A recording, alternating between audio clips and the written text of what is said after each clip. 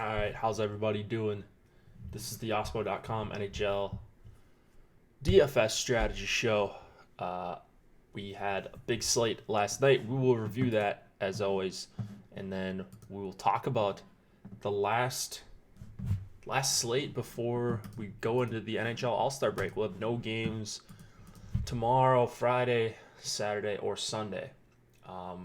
So we are either going to have to take up another sport or probably do the more responsible thing, for me at least, and not play DFS. There's no NFL going on. Can't grind some Showdown, which stinks. But hopefully it'll be a good break, and maybe you had some success last night. So end the first half of the season on a high note.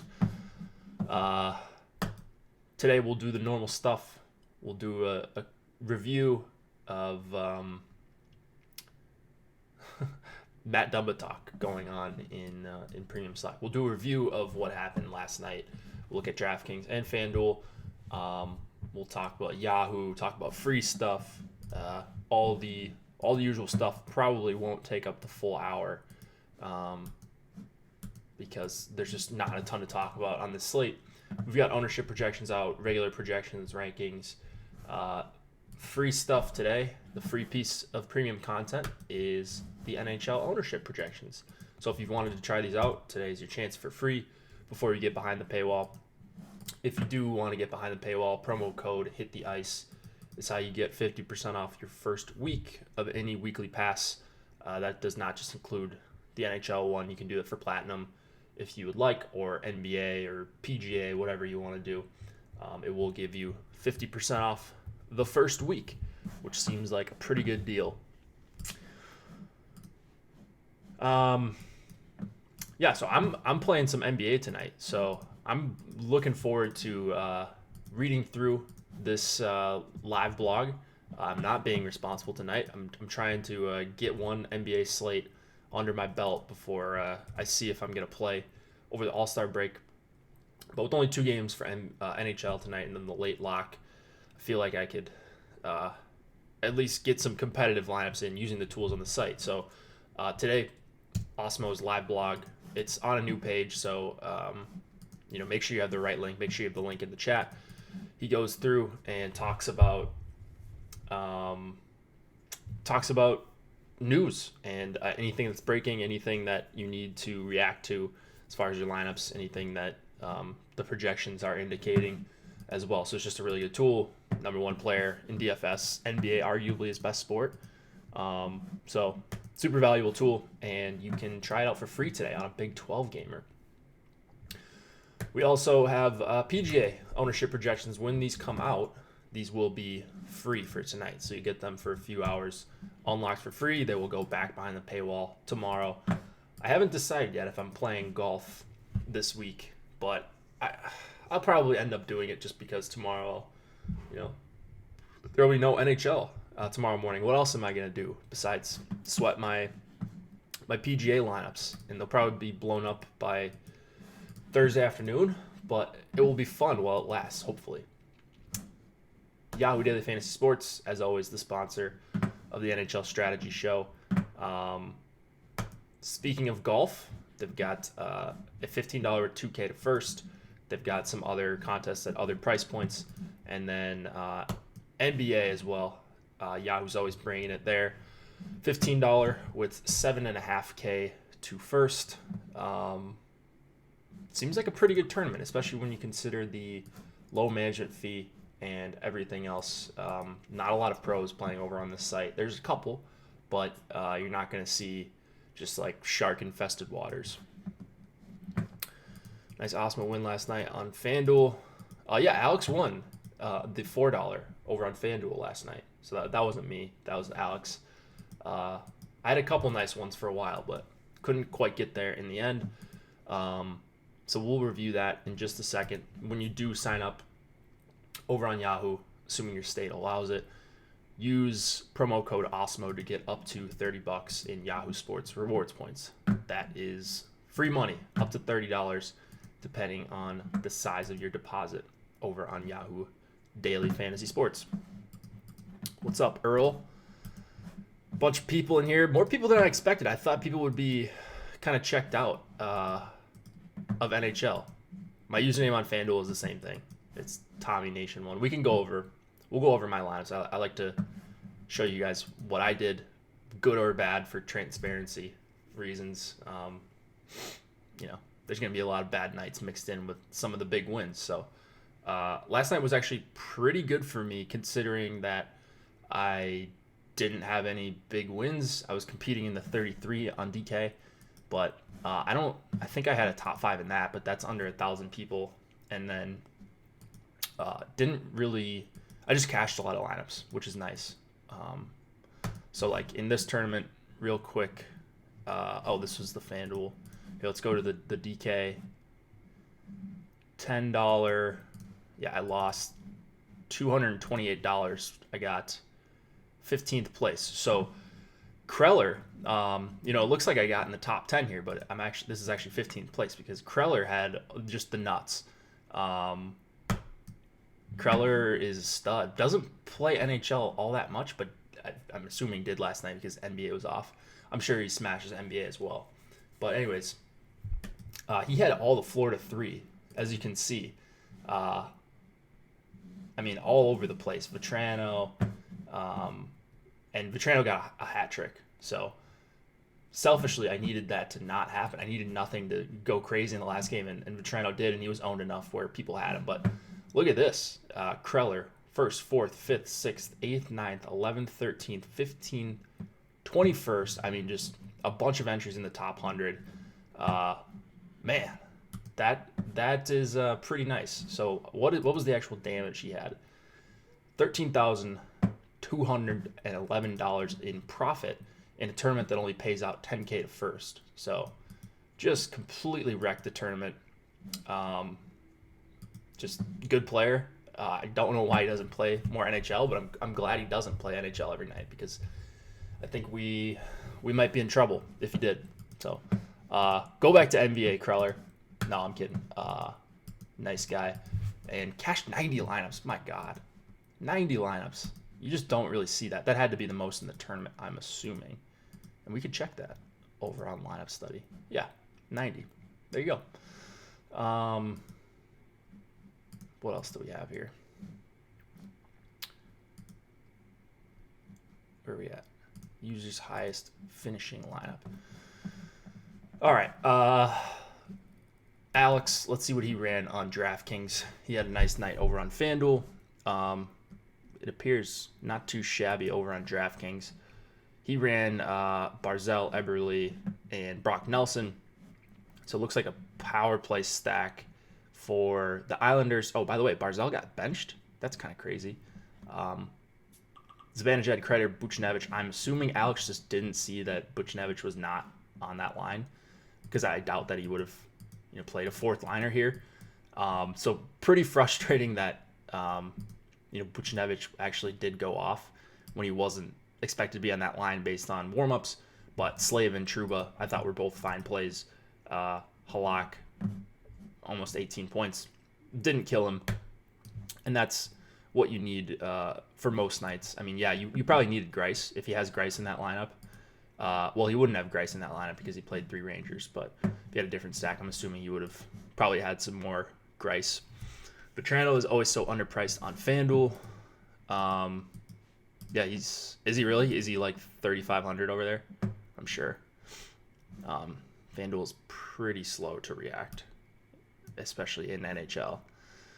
We're lucky if we even get guys in the player pool. I know they've been better about that this season. I guess I haven't really paid too much attention, but I haven't really seen a ton of people complaining about it. 3,300. Yeah, Vetrano should not be 3,300. What else do we got here? Draft charts, one of the guys I always look at. Arguably the best player this season. I think draft charts has been, if not the best, one of the best NHL DFS players. So good. But yeah, it looked like it could be a really special night there for a while for me, and then got passed up. So that's going to happen. Here's my lineups, my best lineup And in fact, I only had 3 in the top 100, so I'm surprised I didn't lose more money, to be honest. Zibanejad, Lemieux, Kreider. So Lemieux killed me here. This is the wrong Sebastian Aho. That's just a lookup error on FC because there's 2 Sebastian Ahos, Teravainen, Svechnikov, Aho, and Slavin. So power play stack with the correlated goalie. That's pretty much par for the course for me. Ekblad, I needed a little bit more out of him to place better in the 33, but he was solid, 12.8 points. So pretty decent night overall on DK, all things considered. And then let's go to the top shelf, 20K to first. This username is Nolt0032. Barzal, Zibanejad, Pasternak, Vetrano, Teravainen, Hornquist. 6 forwards, 6 different teams. Cash lineup, I'm assuming. Gustafsson, Slavin. I thought these guys were all individually fine plays. And putting them all in one lineup, probably not what I would do, like I always say, but there's multiple ways to win, and that was definitely one of them. So 333, 20K to first. Congrats to Nolt0032. Had a bunch of good entries, too. It wasn't just that one. Someone wanted to check the Minimax. Okay, let's check this. Yeah, okay, so we saw this last night in Slack. Scotty Max 77 has had a bunch of success lately. I mean, you never want to say, like, should have put, if I would have put this in the $10, I would have won it. I mean, if that's not a tournament you normally play, then yeah, I wouldn't worry about that. But if it is, then that's just kind of bad luck. So I like to play the same thing every single night. But yeah, huge score, 176.3. Cleared the rest of the cleared the rest of the tournament by 12 points almost. Zibanejad, Kreider, Buchnevich, Teravainen, Slavin, Nate Schmidt, Svechnikov. Oh, you did play it? Wait, you said you played the $10 too? Oh, you did a different 150?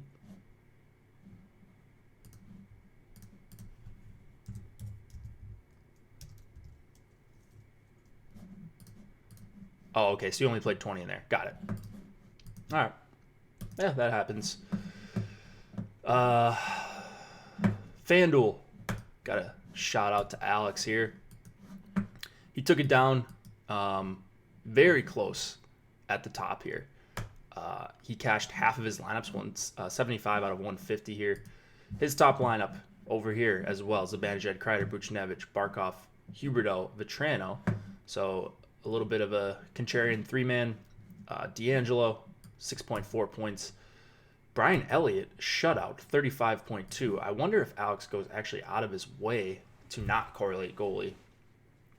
I think that's a fine strategy on smaller slates, but and yesterday was one of those. So I wonder if he's doing this on bigger slates on either DraftKings or Fanduel. We haven't looked at him in a while, but his defenseman did not really get it done. It was the forwards that carried him and the goalie, Elliott, and the 3-man stack for Florida and the Rangers. Less than 10 combined points for his defenseman. It was able to take down the biggest field GPP over on FanDuel. Sometimes when you got it working like that, you just you just nail the right forwards, and that's really all you have to do. But yeah, here, where am I at? I think am I way down here? Did I miss myself?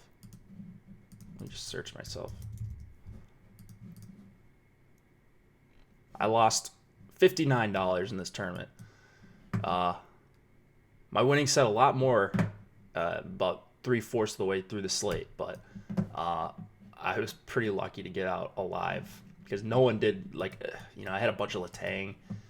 Slavin was good, Grice, but I think if I don't swap off of Buchnevich, which I think you should have done anyways, like assuming you saw that news, if I don't do that, it's probably a different night and maybe I get lucky and have some better lineups here. But Stahl, Teravainen, and Aho were my 3 forwards here for Carolina. Keeps messing me up. I'm looking like I didn't do 5-man stacks yesterday, but that's the wrong Sebastian Aho. That's really about it for lineup study. If you guys got any questions, if you want me to look at anything, feel free to drop it in chat, because we're going to have some extra time if I'm needed, I guess, to stay on here. I doubt I will be. It's a 2-gamer, so we'll probably talk about this one very quickly and then get out of here. And you guys can go do your NBA. I'll probably start firing up some NBA stuff after this and donate some money like I do at least once a year playing NBA DFS. By the way, since you guys are here, if you could give us a like, that would be very much appreciated. And also, something else we're going to ask for, if you could, go on Apple Podcasts or Stitcher, Castbox, wherever you listen to podcasts, if you could go rate and review us over there, if you do like our content, whether it's NBA, NHL, NFL, that would be very much appreciated. We're trying to grow our podcast, just like our media, over here, not just on YouTube. You guys are so helpful with our YouTube, so now we're kind of asking for that same enthusiasm on Apple Podcasts or Spotify, whatever. There's a ton of different places you can listen to podcasts, I'm finding out. But yeah, if you could do that, that would be very much appreciated as well. Winnipeg, Columbus, 2.4 implied total for the Jets, 3.1 for the Blue Jackets, Laurent Brossoit and Elvis Merzlikins. Yeah, we're on Spotify. Just search Osmo. You'll find us. We'll pop up there. Brossoit, Merzlikins. Those are your expected goalies. In Brossoit's case, he's confirmed. They confirmed this yesterday. As far as this game goes, Columbus is going to be popular, right? Like, there's no doubt about that. In our ownership projections, I'll post these on the screen since they are free today. Once again, I'll give you this link if you want to follow along, or if you came in late. There you go. There's the link to the free ownership projections, Draftkings and Fanduel. These are for the main slate. We don't have showdown ownership projections for NHL quite yet. Anyways, Bjorkstrand, the highest projected player on the slate. Dubois not very far behind him on DK. I haven't looked at FanDuel much, but I'm assuming it's that, same sort of thing. Minnesota and Columbus, right? And that's not to say that you can't make good Minnesota-Columbus stacks, I think. There's always ways to get different, even on a 2-game slate. So if you're someone who pays attention to, like, sum of ownership on Fantasy Cruncher, it's less important to me about the sum of the ownership on a short slate like this. I'm more looking at the chances that I'm getting duped. So maybe you include a couple 3 to 5% players or a low owned line or something like that. That'd be more what I'd be looking to do, whether it's Minnesota 3 or something like that. Whatever, pick your favorite one-off that is going to be sub 10% and maybe take a stand on them. So that's kind of what I'm usually looking to do. That's how I sort my lineups. I'm just trying to get away from a high possibility of being duped. So yes, while this lineup is going to project really well, let's see, put in Werenski and whatever. Pick your last defenseman and goalie. Well, that lineup's going to project really well. It's also got a great chance of being duped 10, 20 times over on DraftKings, and I'm sure there's the same thing going on FanDuel. So it's very important to me that I just be aware of,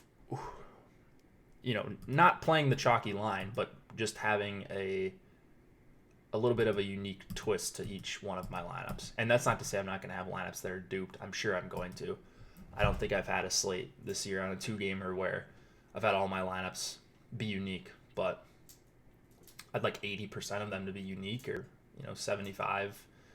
I'd love 100%, but it's just not a reality. Even if you are running 3-2 or just pressing calculate on the optimizer, it's going to be tough. So I'm going to crunch out 3-2s. I'm going to crunch out 3-3s like I would for a normal slate, but I'm assuming a lot of my lineups are going to be 3-2 and maybe a player against my goalie. Do you use randomness on FC when making lineups? Yep. Yeah, I do. I mean, you could get away with not using it, but I think in general, randomness is good. As far as percentages, I use between 30 and 100%, depending on how I like my lineups, to be honest, how I like the crunch coming out. And then I go from there. After that, I usually cut out the chalkier lineups. I have a little bit of a system to do that. Haven't tried NHL and FC. Is there a promo code for a weekly/monthly plus FC for NHL? Let me see if the weekly is included with NHL FC, or if that promo code hit the ice, because we just recently took away our monthly promo codes. But I'll check this out really quick while we're on stream. Where are we at here? Man, Columbus is so chalky. I can't believe this. I mean, I can believe it, but for a team that doesn't score a ton of goals, man, and only a 3.1 total, like, So, yeah, it does work on NHL plus FC. So there you go. You can use that. What are the chalk plays tonight? The home teams, Columbus and Minnesota. Ownership projections are free today on the site if you want to check those out. They're still in beta, but we're getting a lot of good information just by running these out and seeing what works, seeing what's not working. They're constantly being back tested. But yeah, those are free today, so you can make the chalkiest lineup possible and then go from there if you'd like.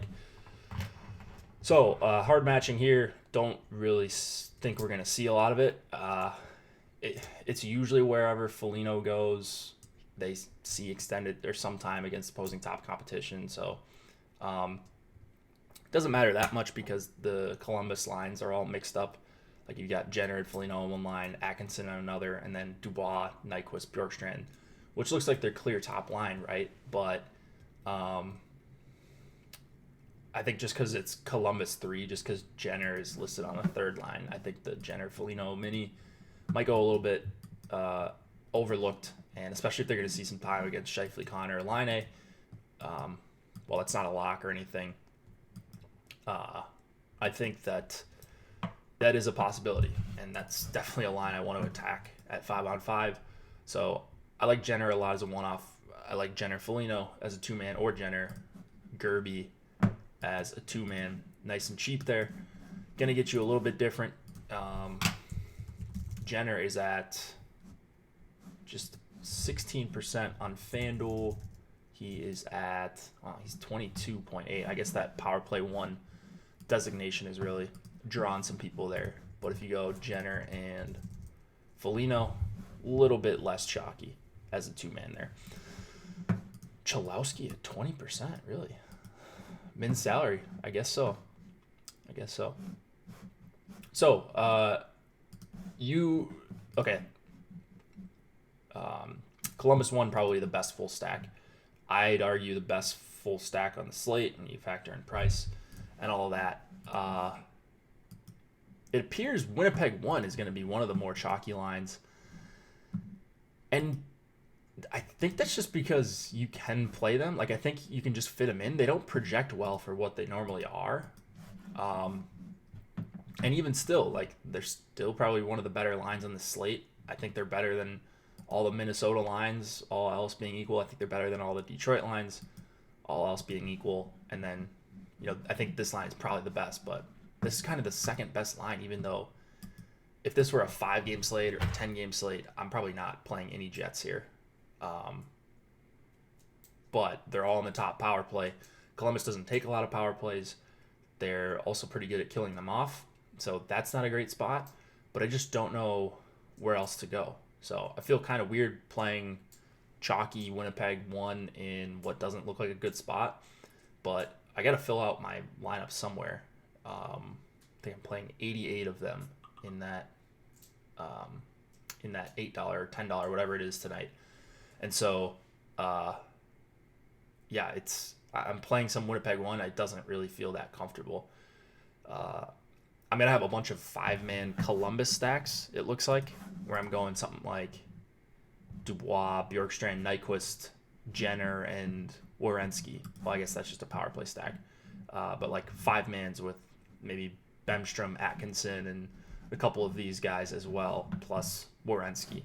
I think that's a really viable strategy, especially with a team like Columbus where everyone's split up.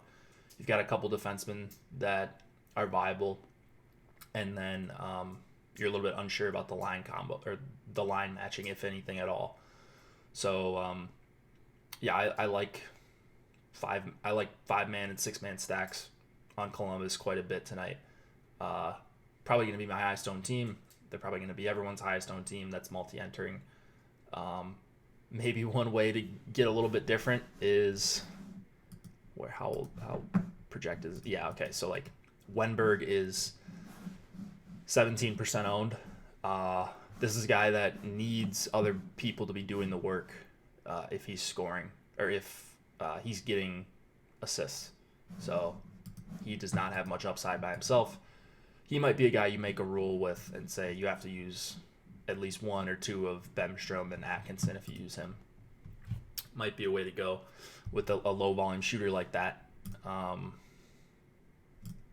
Because he's going to get ownership just because he plays with Atkinson on the line, and they're all in the second unit, but not a very good player. You're looking for 2 assists there, or somehow he scores a goal. Which Columbus line do we expect to get the sieve known as Winnipeg 1? I think it's going to be a mix of the Jenner line and this Columbus line. Like, everyone knows this is probably your best play tonight, value-wise. And if they get this matchup, even better. I mean, if I knew, or if I thought that this line was going to see like even the majority of time against Winnipeg 1, I'd probably play 70% of their lines. Like I would bump them up manually in projections. I think it's going to be somewhat of a split between the Jenner Foligno combo and this line though. So on the other side, it's pretty much Winnipeg 1 or bust for me on that side, and I think I'm okay if they bust because I think they're just going to be more popular than they should be. This looks like a really tough spot, back to back, all that stuff. It does not look like an optimal spot for Winnipeg. It's just you can fit them, and if you're using more than one unique, you're probably going to get to them with the amount of lineups that I'm playing.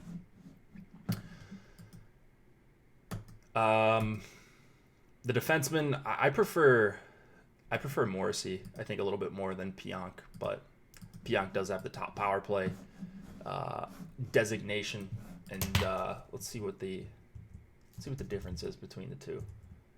Okay, so Pionk at almost 19%, Morrissey 16%. Yeah, that's take your pick with those guys. I'm assuming, even though the ownerships are similar, you're going to see a lot less Morrissey with Winnipeg 1. That might be a way to get a little bit different for the sake of being different on a 2-gamer. So I'll have some of that for sure. Even though Pionk's the more logical play, I think Morrissey's probably the better one-off, and maybe a guy that plays some at 5-on-5. He's playing with Pionk. Vot says Wenberg line will see the most against Winnipeg 1. You think? I mean, I wasn't expecting that. Maybe I missed that. Maybe I missed it. With Wenberg, Atkinson, and Bemstrom? I don't know. You're probably more right than I am. Columbus is the worst to figure out. They're the worst. They've been a little bit better this season. Yeah, Connor played 25 and 26 minutes in the last 2 games. Right, so their minutes projections are like higher than any other forwards too, which is bumping them up. I don't know. I mean, I think you can attack Winnipeg with any of these lines, but I like doing the Josh stack, the 5-man, the 6-man, something like that, if I'm playing Columbus or, Bjorkstrand one-off. But everyone's going to play their Bjorkstrand one-offs or their Bjorkstrand Dubois 2-mans. They just look so good. They look so good. So I don't want to underestimate that. I do love Columbus 1. I also love playing Columbus 1 with another one guy or two guys. Atkinson, Foligno, Jenner. You can forego some correlation on these shorter slates, as we talk about sometimes. If the slate started right now, Bjorkstrand would be my second highest owned player, but one of only two guys that are above 50% right now. And then Jones, Werenski, both really quality options. Werenski probably the more, like he's going to go better with Columbus 1, but Atkinson on that second unit, maybe they treat that as the top unit. I'm not actually sure. Jones would go better with your second line here. And then Savard is a guy I'm playing at 3,600 some. On the other side, I mentioned Morrissey. Pionk, man, I'm not even getting any of these duster defensemen either. Spiza, Spiza, Kulikov. Yeah, I got 0 Spiza right now. 0 Kulikov. Potato, doubt it. And then Niku. So it's probably the top pairing or nothing for me. Man, that defensive core is so bad. Let's go to the other game. The last game before the All-Star break. What a way to end it. 2.3 implied total for the Red Wings. 3.8 for the Wild. Jimmy Howard expected to go for Detroit. We have Devin Dubnyk confirmed for the Wild. Wild looking to go into the break hot. I think they've got a pretty good chance to do it. They are 1.5 favorites according to Alex's implied totals. Because there's just not much to like on the Detroit side. Talk about a bad defensive core.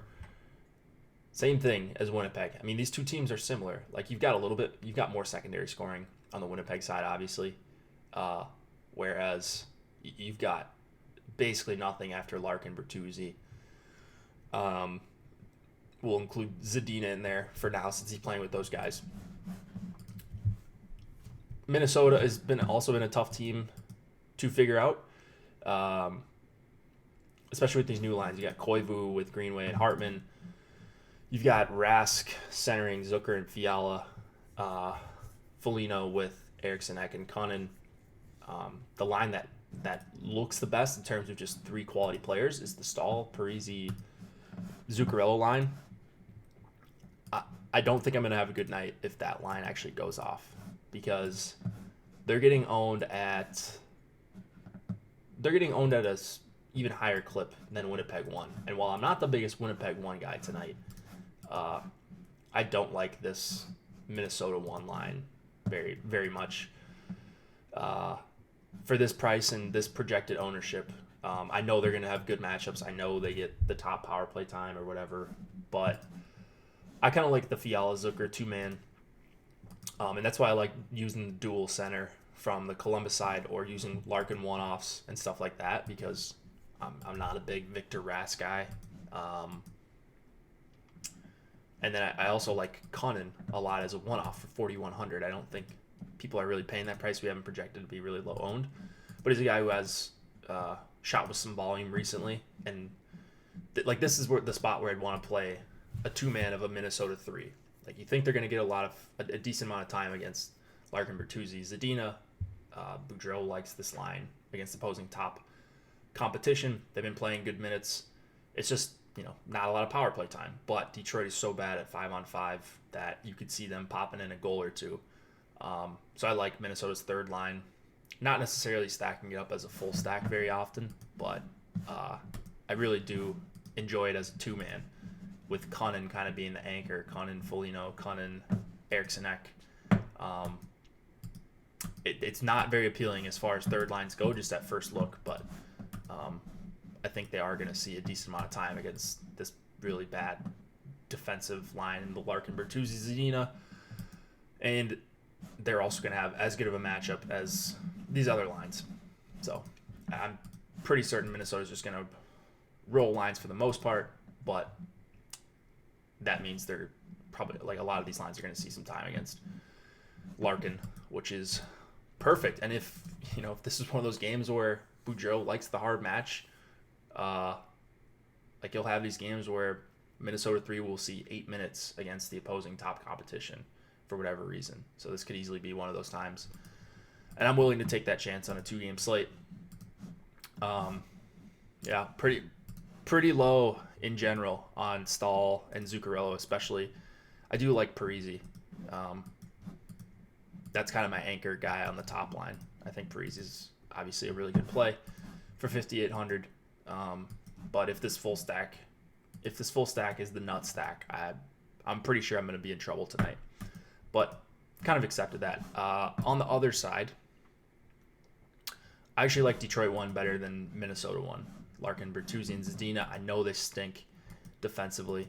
I know they look overpriced, but it's this Detroit thing. Larkin just accounts for so much of Detroit's offense that I an outlier performance here. If they score over their projected, that means they scored 3 goals here, which they could easily do. I think more often than not, you're going to see Larkin, Bertuzzi, and Zadina do some damage in that. I'm not saying it's a lock, but maybe Detroit gets a goal on the power play. And I think they're just going to be a little bit too low owned as a stack compared to Winnipeg 1, compared to Minnesota 1 on the other side. So, in fact, I wouldn't even mind, like, I'd prefer that the Stahl line saw Larkin, Bertuzzi, Zadina, but I think Minnesota will put some of their better defensive lines up against them. So, not an optimal spot for Detroit 1, but it really never is because their coach can't put together quality lines. There's no Mantha. They've got a lot of things going on. Pierlini's actually someone else that I'm targeting.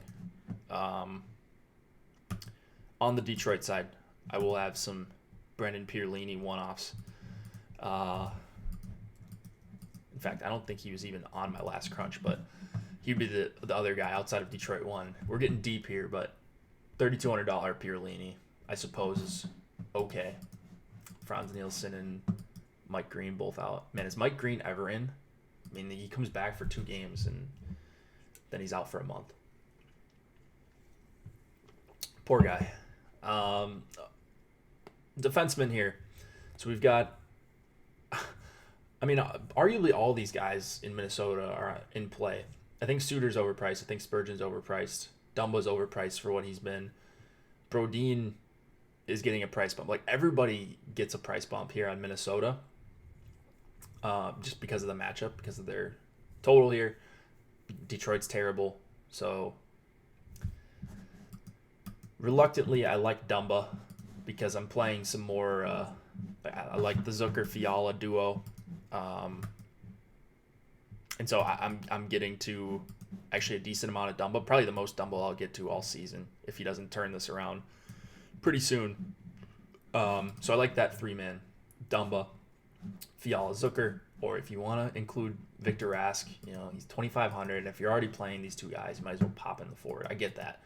But that's going to be a lot of people thinking that's just running an optimizer. So that's why I like 3-2-1 even more. This slate's hard to get a read on for, like I said, matching. You've got a couple of favorites. I think there's Josh stacks in play on both of the home teams, and maybe Winnipeg, I guess, but kind of a real tough spot for them. Would you rather run Werenski, Jones, or Suter Spurgeon? Werenski, Jones, for sure. But that's going to come with more ownership. So just on a projections basis, yeah, it's not even close. But Jones, where's Werenski? Werenski right there. Compared to Suter and Spurgeon, let's see. Yeah, both Suter and Spurgeon are well below them in ownership. Yeah, you can do the double D-man stack. You can do that for sure. This one probably a little bit better than Dumba Brodin, but if they're going to play 2 guys in the power play here, not too bad of an idea, just for the sake of being different. And then I don't know if I'm going to allow a D-man in the flex. I do like a lot of forwards here. I really do. Like, I like Larkin just always. I don't hate Bertuzzi, even though I understand those guys are priced highly. While I'm not crazy about Minnesota 1, I like Parisi. I like Fiala Zucker. I mentioned Kunnin. So I think there's going to be enough of these guys, and then all of the guys on Columbus too. Like, I think there's going to be enough of these guys where I don't necessarily need to go with 3 defensemen, but there also are quite a few defensemen from the Minnesota side to choose from. You've got Jones and Werenski. You've got Morrissey and Pionk. Like, there's some clear guys to target, so I don't think that's a terrible idea either. Just not sure if that's going to be one that I'm getting to. Hronik, pretty much the only guy that I'm targeting on Detroit. Patty Nemeth, $4,200. We going there? Right now I have 0. I'm probably okay with that. I have 1 share of Trevor Daley out of 88 lineups on DK. On Fanduel, I've got 100 lineups over there. Man, Winnipeg is cheap. Or I guess easy to fit over on Fanduel. My God. Okay, so let's look at Fanduel ownership here, because I think we've kind of covered it. I'll just cover my DK. I'll just cover the Fanduel stuff. So you're getting even heavier chalk on Minnesota because of these prices, right? $7,200 Dubnyk, crazy. Minnesota 1 is affordable.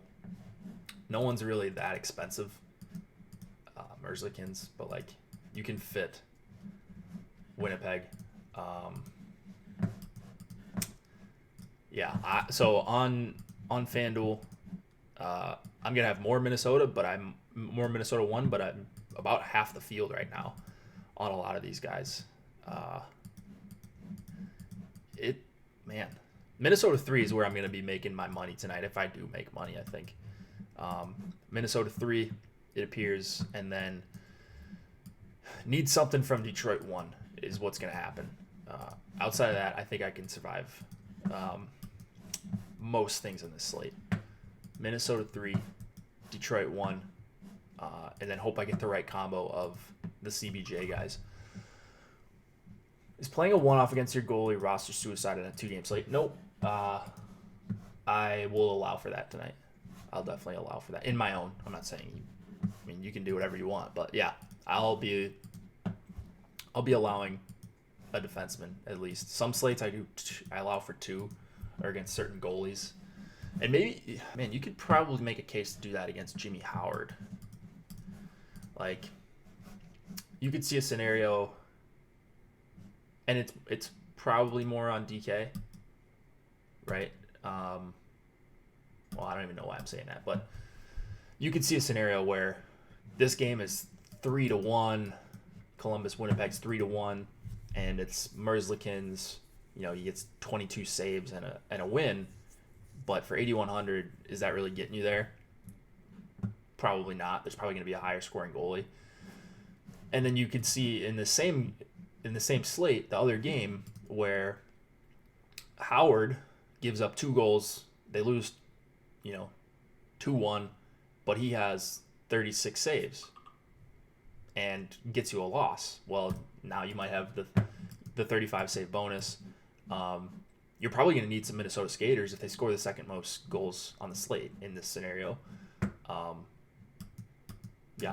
think if you're going to allow 2 skaters against someone, it's probably Howard. Maybe you make a case to do that against Brossoit as well. Can you show the best FanDuel cash lineup?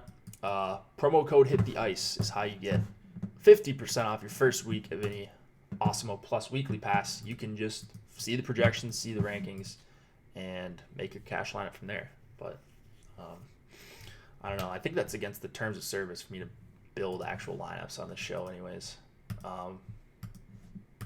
Not that I would just, give you the nuts or anything, because I probably wouldn't hand building one lineup in 30 seconds. But yeah, we have tools to help you build cash lineups if that's what you're looking for.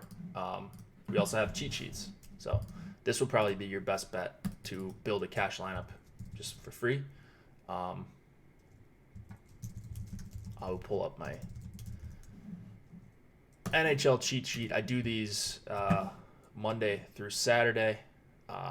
Won't do them Thursday, Friday, or Saturday, or Sunday, obviously, but